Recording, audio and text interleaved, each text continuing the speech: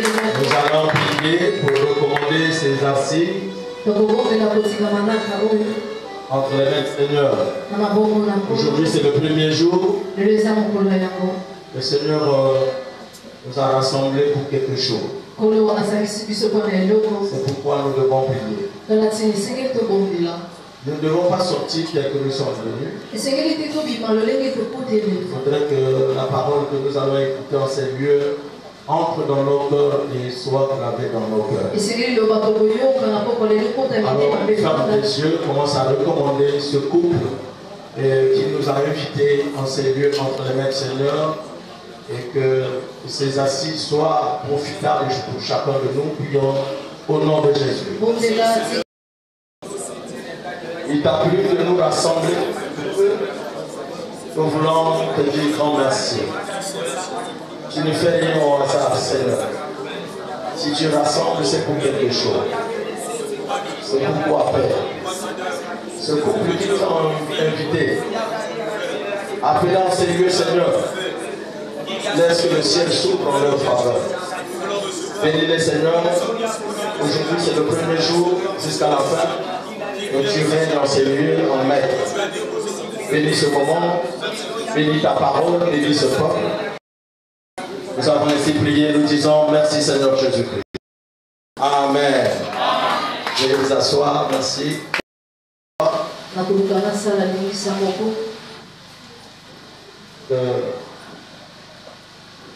Dire merci au Seigneur qui a bien voulu que nous soyons rassemblés ce soir autour de sa parole.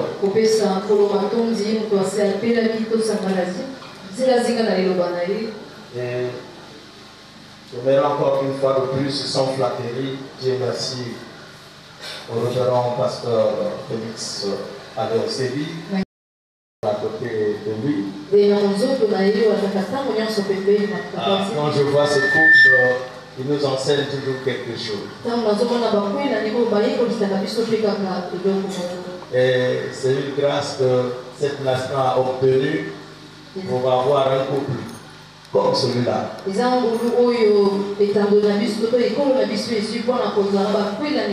suis pas l'unique qui témoigne, il y a de ceux qui témoignent de ce couple, même partout ailleurs. Je vois encore un autre couple, le couple de mon frère Yayon, derrière. Je bénis le Seigneur pour vous. Et je crois qu'il y a mes frères aussi qui sont venus sans leur épouse, mais je crois que le dernier jour nous serons tous ensemble ici.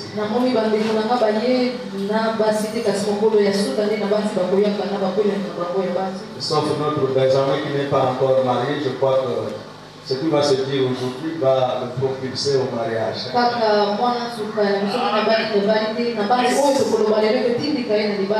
Alléluia. Amen. Je suis moi-même venu seul aussi. Mon épouse est sous perfusion, vous pouvez le constater que je ne suis pas. Je ne me promène pas seul, mais je me promène avec elle. Vous avez compris que je me promène avec elle. Amen. Alors, je crois que nous allons tous nous mettre à l'école. Nous avons un thème qui nous avait été donné. Ce thème est intitulé Honore ton mariage. Heureusement qu'il y a au milieu de nous des gens qui ne sont pas mariés. Je crois que chacun de nous va se retrouver.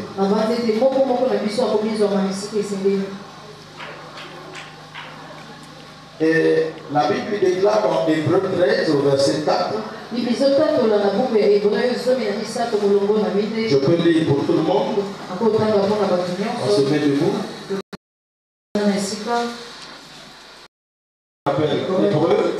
Hébreu verset 4.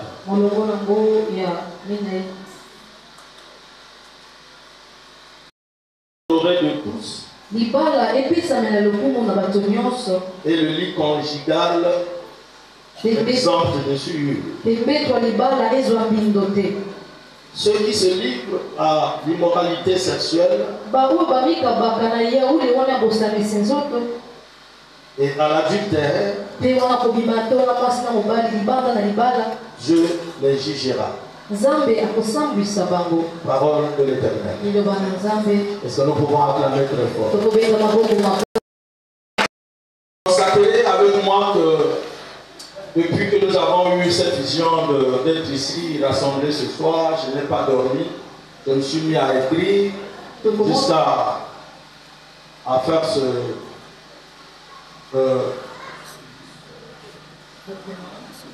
ce document.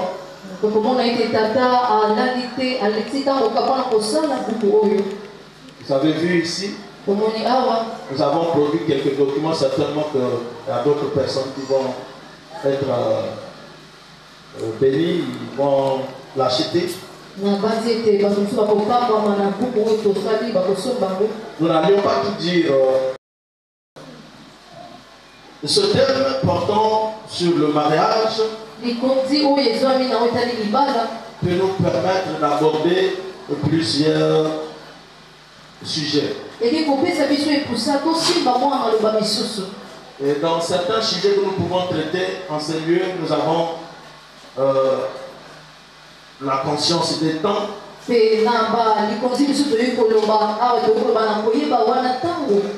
La définition du mariage, la définition de l'homme, la définition de la femme, les 4 types de personnes, les principes du choix et les 3 principes du mariage. Et nous allons donc toucher quelques points sensibles. Alors, sur ce thème qui nous avait été donné, nous venons de prendre un verset de base sur ce que Dieu lui-même a déclaré. Il dit que le mariage soit honoré de tous. Est-ce que quelqu'un peut répéter avec moi que le mariage soit honoré? Alléluia. Amen. Cela veut dire que celui qui n'honore pas le mariage déshonore Dieu.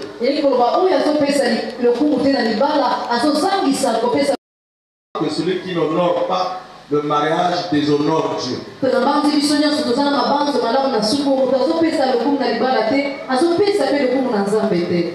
Alléluia. Amen. Dans Proverbe 18 au verset 22, la Bible déclare: celui qui trouve une femme trouve le bonheur. C'est pourquoi nous allons comprendre dans ces lieux qu'en réalité la femme on la vole pas. Amen. Et quand nous regardons bien dans certains foyers, il y a des femmes qui sont volées, ils sont dans les foyers, ils préparent aussi. Hein? Mais elles sont en prison.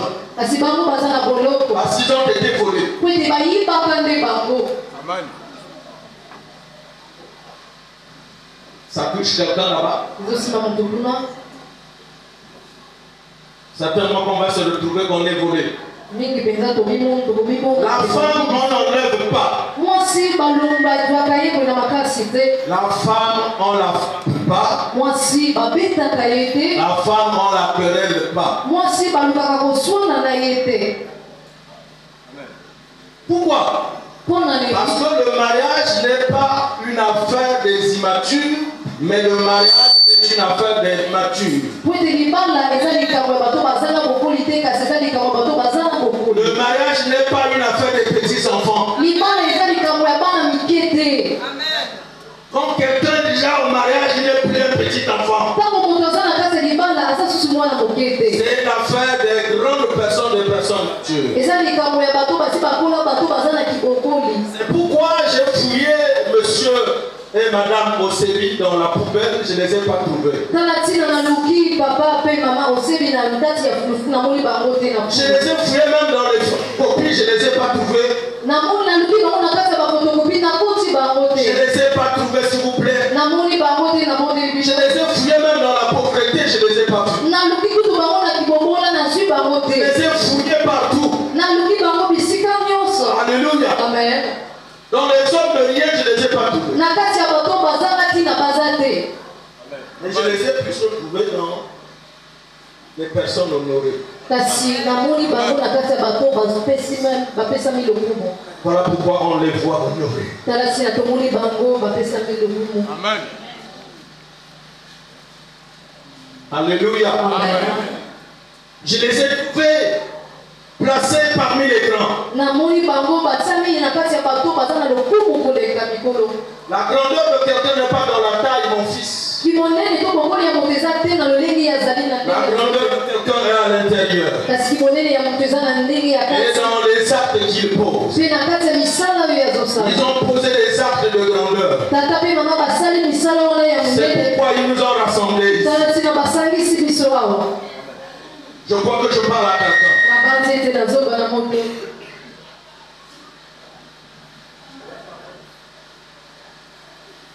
J'ai fouillé ce couple.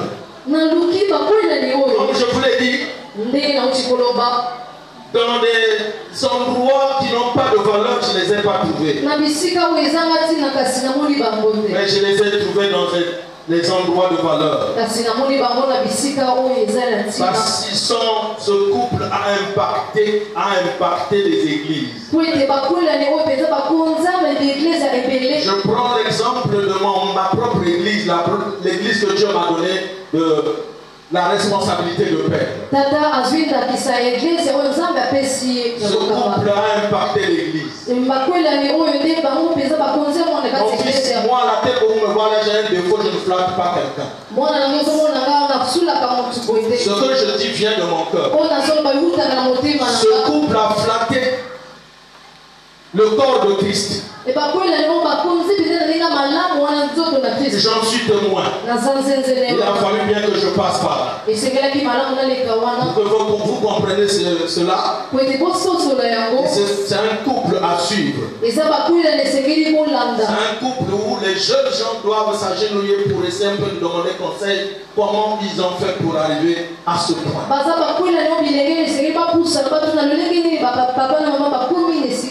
Le mariage est pour les humains comme une promesse, car Dieu dit à Moïse: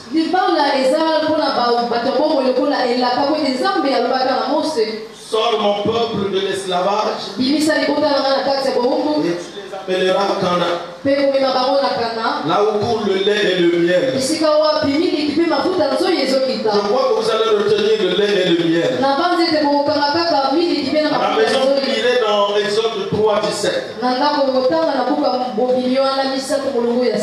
Et quand Dieu a donné l'ordre que ce peuple sorte de l'Égypte, la direction à prendre, c'était là où coulait le lait et le miel. Si dans ton mariage tu te sers du lait, n'oublie pas qu'il y a le miel à côté. Le miel et le lait sont deux saisons, s'il vous plaît. Ce sont deux saisons. Certainement que tu es en train de te servir du lait, mais tu as oublié qu'il y a le miel à côté.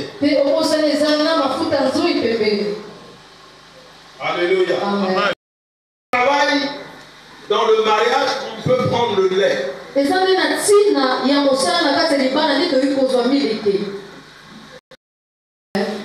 Comment avoir le lait?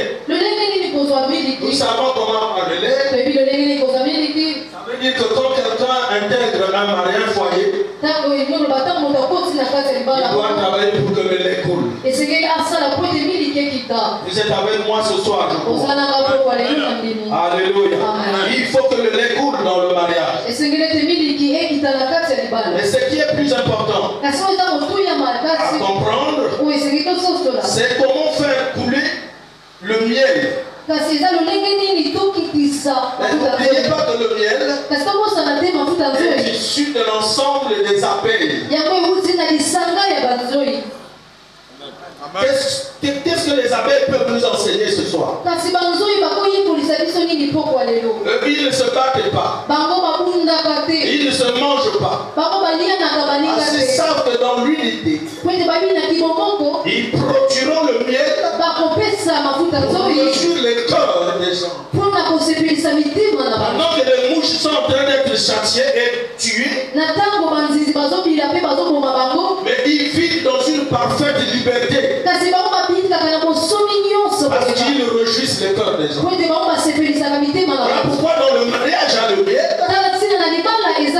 Et ce miel-là, il y a des moments où il y a des piquants des abeilles.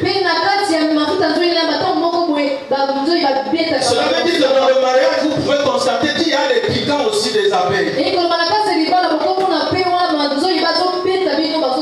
Il faut les supporter parce que ce qui vous importe, c'est le miel, ce n'est pas les piquants.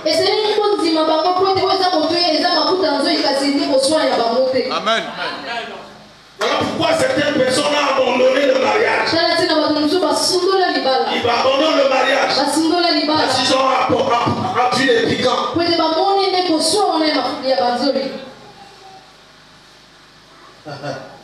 Alléluia. Amen. Est-ce que quelqu'un est avec moi? Amen. Dans le mariage, je vous préviens, il y a les piquants des abeilles. Mais ce qui est plus important, c'est avoir le miel. C'est pourquoi j'aimerais dire à quelqu'un qu'en vertu des pouvoirs et de l'autorité et de l'onction qui est sur moi, je décrète l'apparition du lait et du miel dans ton foyer. Le miel sorte de ton mariage. Et que toi qui n'es pas encore arrivé au miel et au lait, que tu fasses un pas pour aller vers le miel et le lait. Que les eaux qui étaient devenues amères deviennent douces dans ta vie. Et ton mariage qui était devenu amer produise de l'eau vive. Dans le mariage, il y a des saisons, comme je l'ai dit. Les saisons du lait et les saisons du miel. Pourvu seulement que vous gardez votre forme dans le mariage. C'est comme une femme qui a aussi une saison de la déformation quand elle est en grossesse et une saison de joie. Le mariage est comme ça. Il y a des moments où une femme est déformée. Pourquoi elle est déformée? C'est parce qu'elle attend quelque chose de bien.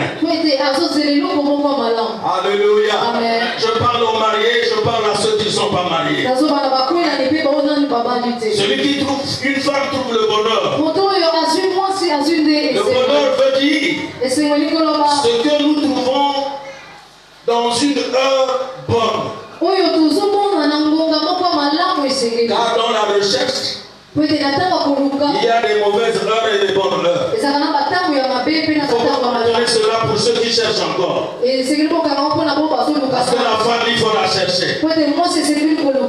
Alléluia. Amen. On la ramasse pas n'importe comment. Alléluia. Amen. La vérité est un remède.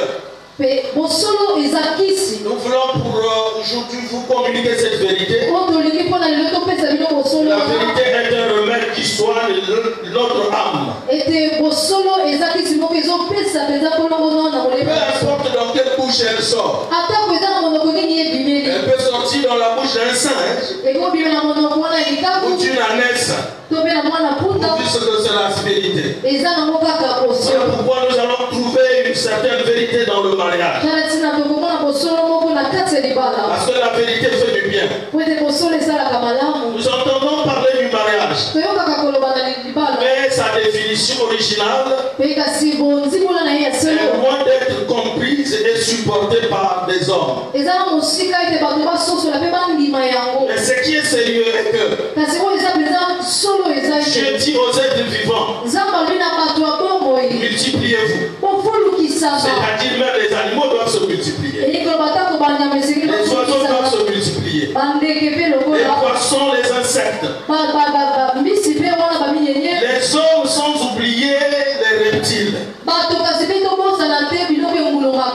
Un peu plus tard, Dieu a institué le mariage. Dieu dit, il n'est pas bon que l'homme soit seul. Et nous, les hommes qui sont encore seuls aujourd'hui, ont déjà atteint l'âge de ne plus être seuls.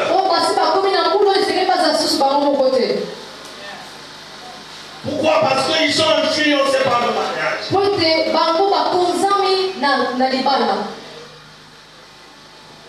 Il n'est pas bon que l'homme soit seul. Et quand Dieu institue le mariage, ce n'est pas pour les reptiles. Nous n'avons jamais assisté au mariage d'un singe, même si vous l'hébergez chez vous. Le mariage est fait pour des hommes doués. Quand Dieu crée cet institut, il met des travailleurs à l'intérieur. C'est l'homme et la femme. Pour permettre à Dieu de travailler avec les hommes qui sortiront de ces hommes. Est-ce que vous comprenez? Oui, voilà pourquoi. Nous avons 4 domaines privés de Dieu. Les 4 domaines privés de Dieu, nous verrons le mariage à l'intérieur. Alors, le premier domaine privé de Dieu, l'homme est le domaine privé de Dieu.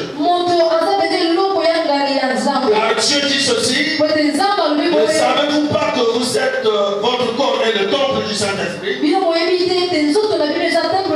que l'Esprit de Dieu habite en vous? Vous comprendrez ça plus tard à la maison. Quand vous lirez dans 1 Corinthiens 3:16. Le deuxième domaine privé de Dieu,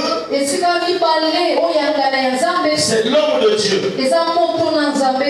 La Bible dit dans le psaume 105 au verset 15.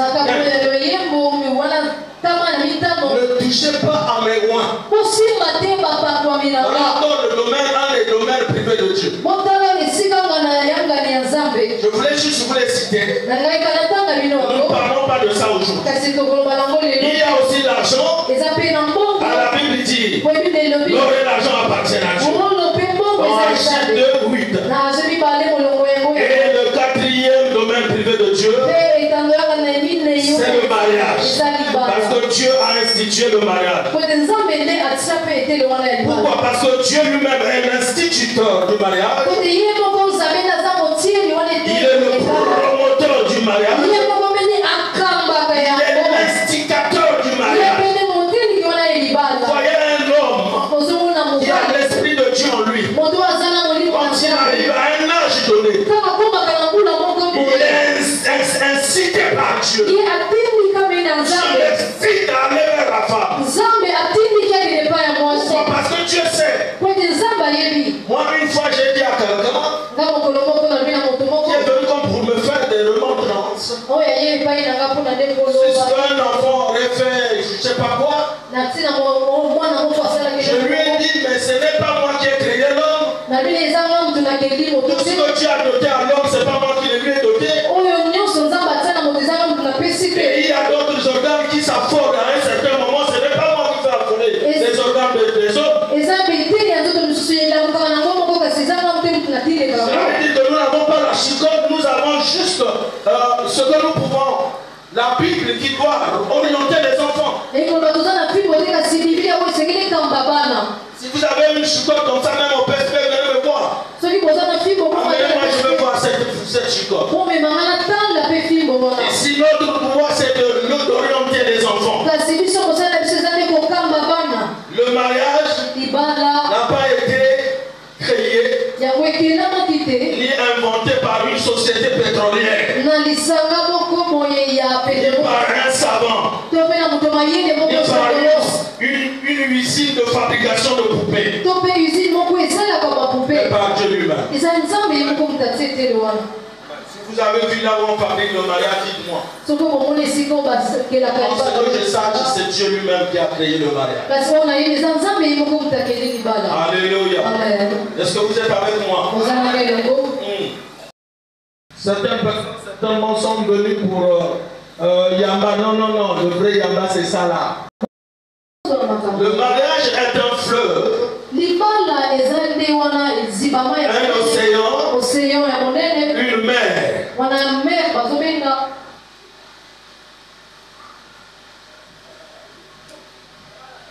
Dans lesquels l'homme et la femme se noient dans l'amour.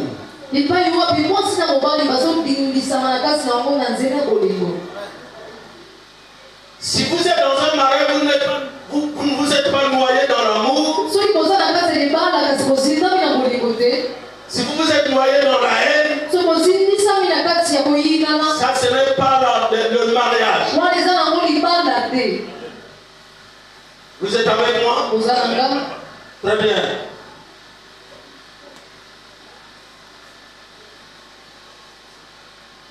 Sur laquelle l'homme et la femme se noient dans l'amour,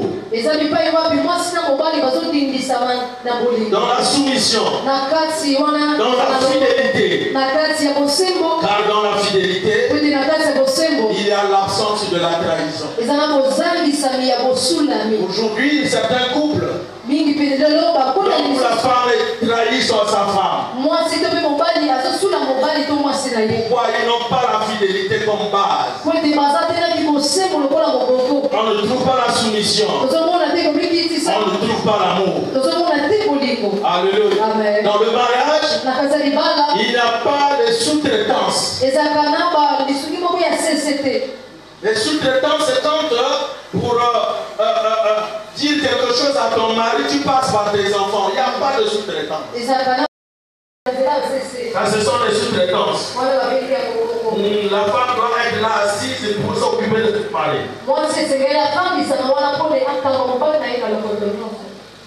Alléluia. Amen.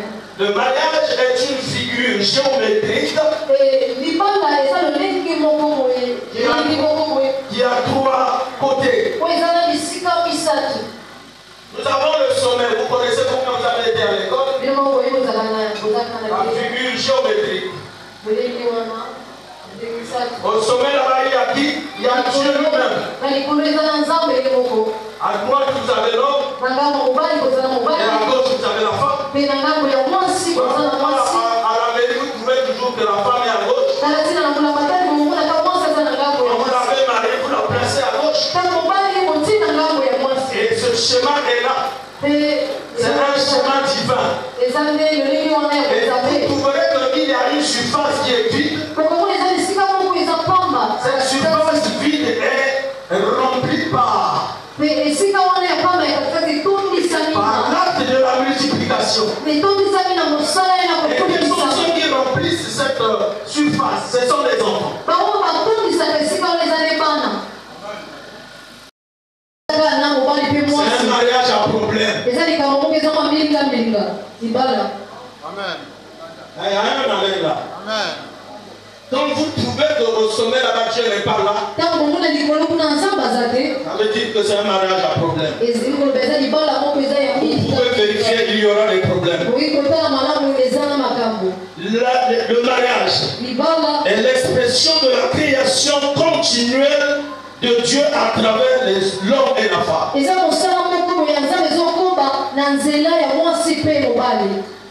Le mariage est un engagement de deux personnes. Le mariage est une cellule de base de la société qui consiste à obéir à l'ordre divin. Cet ordre divin multiplié l'ordre divin. Et je me demande souvent les gens qui refusent cet ordre divin. Comme les zonages. Tu sais ce qu'il avait fait? Ok, c'est vrai. Et soyez fréquents. Dans le mariage, la femme ne doit pas être le contraire de l'homme. Non plus l'homme le contraire de la femme. Il y a du prix à payer pour dans le bonheur. Il y a du prix à payer. Les mariages ne sont pas faits pour que les gens se cachent dans les herbes, non. Il y a un prix à payer. Est-ce que je parle à quelqu'un? Le mariage est un état. Est un état dans lequel l'homme et la femme vivent dans une relation intime, produisant 5 éléments. Le premier élément, l'amour qui engendre la tendresse. Si vous aimez votre femme, vous attendrez à une tendresse. Pourquoi Dieu dit Marie, aimez vos femmes. Marie, aimez vos femmes. Et quand vous les aimez, il y aura la tendresse qui viendra. Mais aujourd'hui, dans certains foyers, la tendresse, on ne connaît même pas ça, c'est quoi d'ailleurs? La tendresse aussi, c'est quoi? Pas même pas ta femme, tu dis la tendresse, il va dire ça, c'est quoi? C'est ça aussi qui fait fuir les hommes des foyers. Le manque de tendresse. Madame, toi tu n'es pas le petit-fils du militaire. Parce qu'à l'armée là-bas, c'est les ordres seulement. Alléluia. Amen. Est-ce que tu peux acclamer avec moi le Seigneur? Le deuxième élément, c'est la soumission. Si votre femme est soumise, vous verrez que le mari va vous aimer automatiquement. La soumission est quelque chose de très important. Troisième élément, la fidélité. Et l'adultère. Troisième chose, c'est la paix. Les bagages et les soucis. La compréhension qui crée un parfum ou une atmosphère de confiance.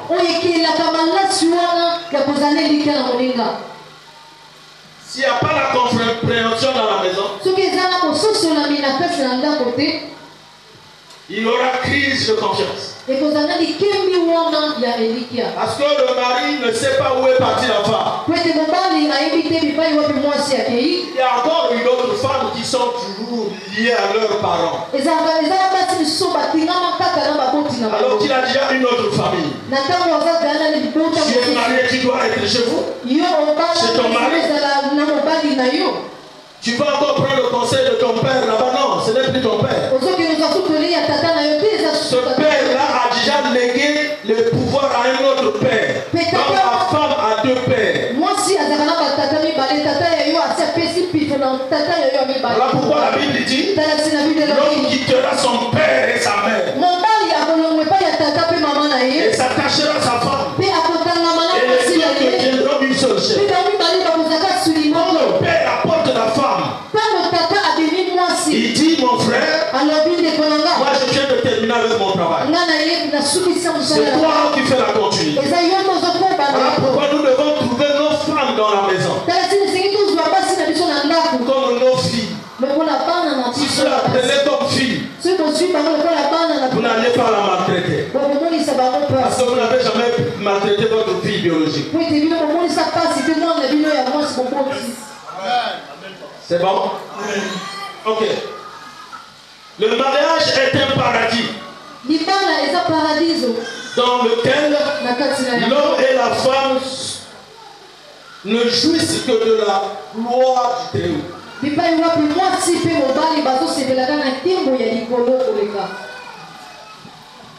Écoutez bien, la femme est un livre de vie. Ne peut l'ouvrir que celui qui a payé le prix.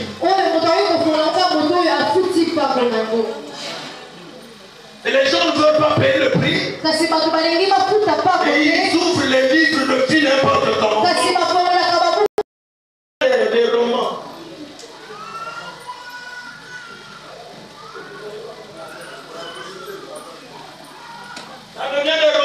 Ce n'est plus des livres de vie.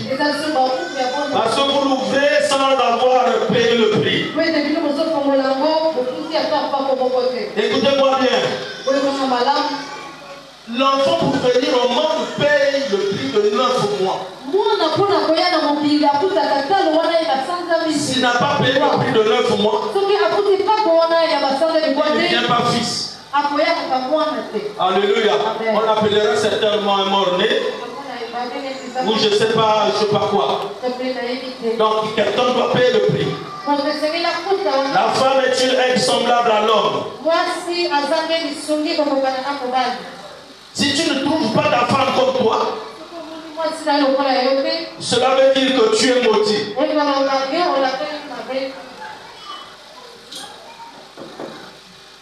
Amen. Si vous constatez que votre femme n'est pas comme vous, il ne fait pas les mêmes choses que vous, donc il est votre contraire. Ça veut dire que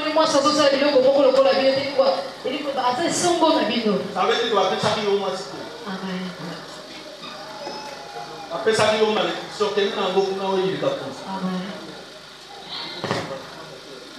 C'est bon? On peut continuer? Ok, on peut acclamer pour le Seigneur. On acclame pour le Seigneur. Alléluia. Et nous disons encore que nous sommes déjà à la définition de la femme. La femme de l'homme de Dieu est un jardin. C'est un jardin d'entraînement pour l'homme de Dieu de maîtriser l'église et le peuple. Quand il n'y a pas de bons entraînements dans la maison avec votre femme, vous viendrez dans l'église pour foutre la merde. Voilà pourquoi vous voyez le peuple rassemblé ici. C'est à cause des bons entraînements de votre père.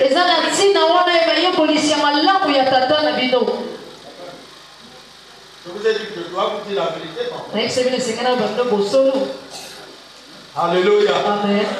Si papa ne dit moi je ne m'entraîne pas bien avec mon épouse à la maison, et vous aurez des problèmes.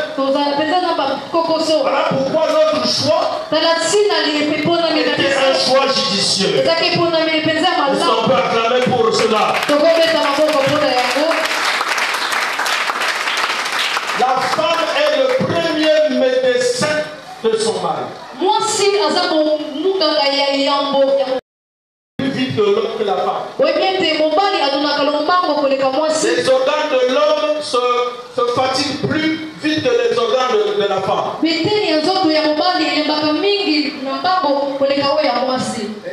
je veux vous dire cela parce que ça ne doit pas vous scandaliser. Nous sommes à l'église.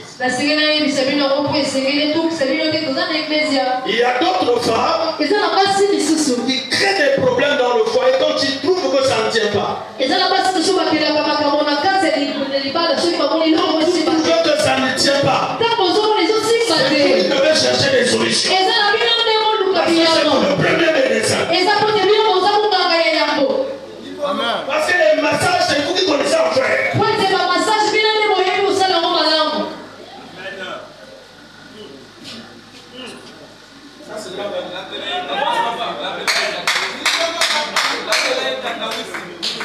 Est-ce qu'on peut acclamer pour le Seigneur?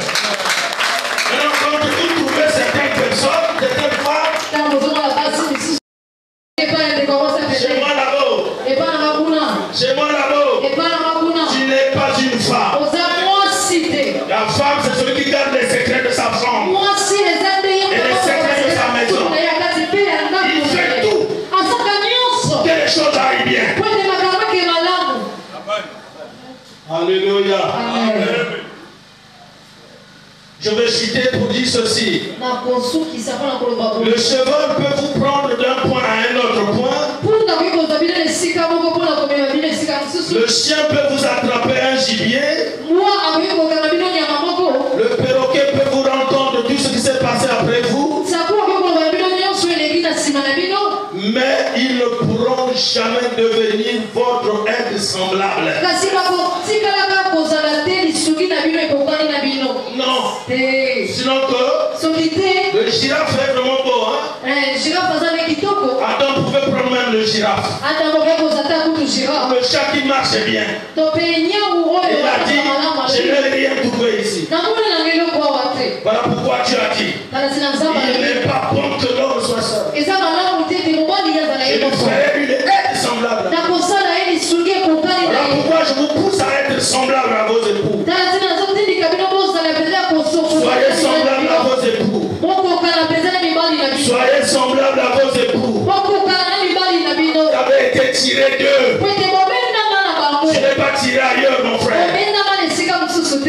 Ma soeur, tu es tiré là. Et quand tu es tiré là, le problème c'est de respecter là où tu es tiré. Accepter un homme ou une femme, c'est prendre le risque. Car tu peux être plongé dans un chaos ou dans une bénédiction. Quand la bénédiction vient dans le foyer, elle vient avec le caractère. Avec le caractère de l'époux. Même les cafards de votre belle famille viendront chez vous. Alléluia. Voilà pourquoi celui qui trouve une femme trouve le bonheur. Le bonheur n'est pas ailleurs que dans la femme.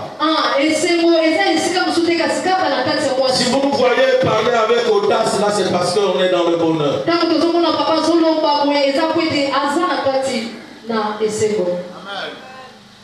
Tu ne crois pas que je suis dans le bonheur? J'ai trouvé ma femme, je suis dans le bonheur. Voilà pourquoi ceux qui sont dans le bonheur aussi nous ont invités. Nous sommes venus pour honorer ce mariage. Si tu n'es pas venu pour honorer ce couple, moi je suis venu pour les honorer.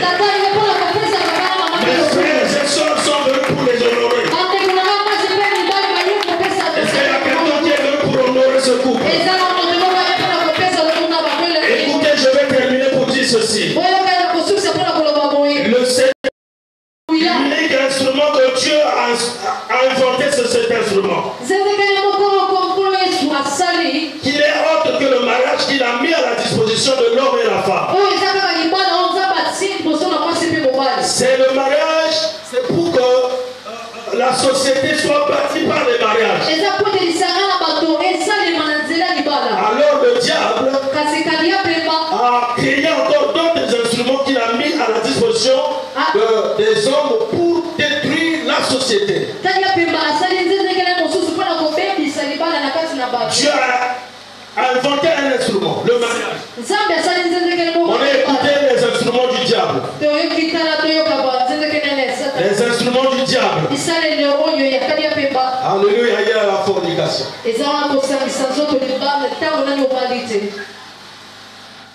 C'est un instrument pour détruire la société. Les gourous sortent de là. Amen. Ok. Le papa est là-bas, la maman est là-bas. Il faut laisser couper. À ça, la fornication, il va laisser couper. Maman, kuna papa, kuna bana na katachawa, mulunga. Nana pia bango conseil. La baby na bango. Vous comprenez? Vous êtes avec moi? Ok. L'adultère. Ça, c'est ce que le diable a créé. L'inceste. Si tu n'as pas encore vu un enfant sorti de l'inceste, tu peux venir, je vais te le montrer. Mais c'est homosexuel. C'est pour détruire la société. Alléluia. Amen. Alléluia. Amen. Est-ce que vous avez compris?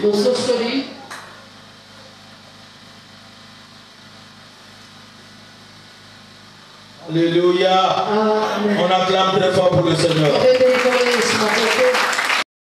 L'aide plutôt mettre dans les airs. Le poisson, les poissons ne sont pas maîtres dans les eaux. sont maîtres dans les eaux du fleuve, dans les eaux de mer, dans les océans. Mais ils ne sont pas maîtres dans les eaux chaudes.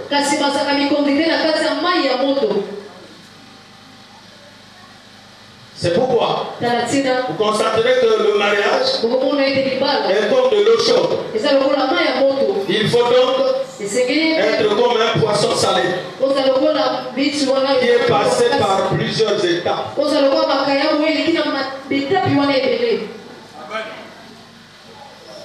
Le mariage faut passer des étapes. Si tu ne passes pas par les étapes, tu ne seras pas maître. Voilà pourquoi vous trouverez que nous qui sommes vos papas, nous sommes passés par des étapes pour être assis. Alors, j'aimerais que nous nous mettions debout. Nous allons prier. Les autres n'ont pas 1 million. Il y a un autre mythe. Non, mais ta maman n'était pas mariée, moi, toi aussi tu ne te maries pas. Voilà donc le sujet de prière. Si ta mère n'a jamais été pris en mariage, toi c'est toi. Si ton père ne s'était jamais marié, toi tu dois être poussé au mariage. Sinon que tu aurais désobéi, déshonoré Dieu. Voilà pourquoi nous allons prier pour dire au Seigneur, Seigneur, moi je ne veux pas sortir d'ici tel que je suis entré. Fais quelque chose pour moi. Que là où j'ai été enterré, que je revienne à la vie. Que les voiles qui ont été emballées sur ma face, je vais les déchirer aujourd'hui. Commence à prier au nom de Jésus.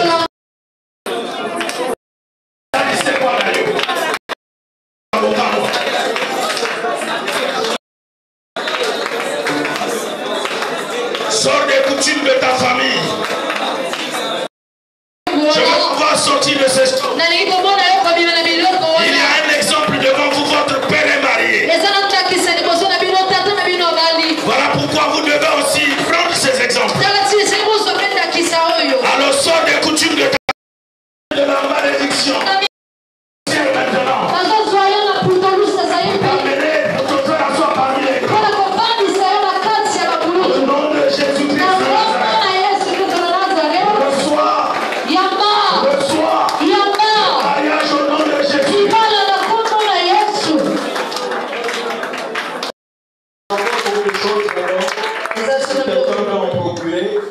Il va nous